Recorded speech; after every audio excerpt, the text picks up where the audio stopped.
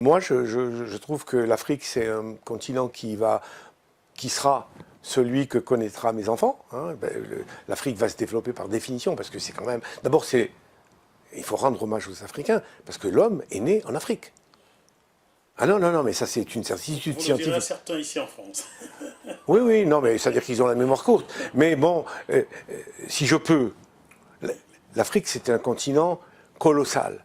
Et il y a à peu près 8 millions d'années, il y a eu un terrible séisme sur l'Afrique qui a frappé l'Afrique comme un coup de sabre, qui descendait de l'Afrique du Sud jusqu'au Nil et qui a fait ce qu'on appelle le Grand Rift. Aujourd'hui, ça existe encore. Il y a cette sorte de cuve invraisemblable sur des milliers et des milliers de kilomètres.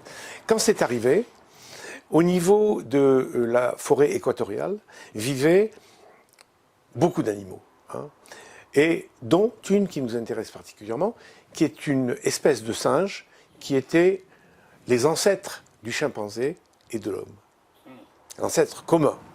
Et lorsque ce séisme est arrivé, qui a coupé en deux, il y a eu une dénivellation.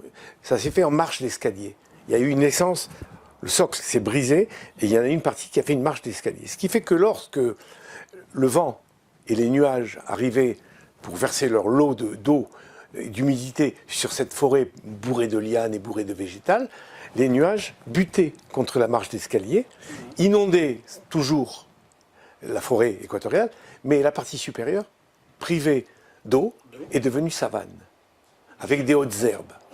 Les singes qui vivaient dans la partie équatoriale sont devenus des chimpanzés, les ancêtres. Et les ancêtres, ces mêmes singes, sont devenus différents, se sont mis à se redresser parce qu'ils devaient vivre dans les hautes herbes et que dans les hautes herbes, il y a des prédateurs et il y a des proies.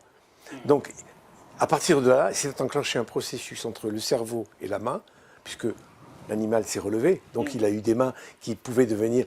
Et il y a eu tout un travail qui s'est fait d'auto-relation entre le cerveau et la main qui a donné la route, il y a 7 millions d'années, et il y a eu des hommes différents, les uns derrière les autres, les pithécanthropes, les homo erectus, les homo faber, etc., jusqu'au dernier, l'avant-dernier, qui était l'homme du Néandertal, et l'homme du Néandertal, et le dernier né, nous, depuis 200 000 ans, nous étions à cette époque en Afrique.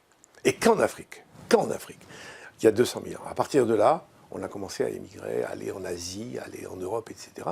Mais sur les 8 millions d'années d'évolution de l'homme, il y a 7 millions et 800 000 années de vie en Afrique.